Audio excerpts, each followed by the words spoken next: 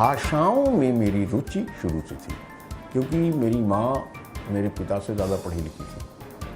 मतलब हमारे पिता अगर क्लास 4 तक पढ़े थे, जो हावड़ा में पश्चिम बंगाल में चाय की दुकान चलाते थे और छुट्टियों में बीच बीच में गांव आते रहते थे। मेरी माँ शुरू में गांव में ही रहती थी, लेकिन वो क्लास 8 तक पढ़ी हुई थी, इसलिए गांव भर की चिट्ठियाँ वही लिखती भी थी, वही पढ़ती भी थी और उनको भाषा का शऊर था।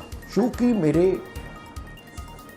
पिता और माता दोनों को उर्दू आती थी, इसलिए हमको वो भाषा भी जानने में मदद मिली। हमारे पिताजी को थोड़ी बहुत संस्कृत आती थी, माता को भी आती थी।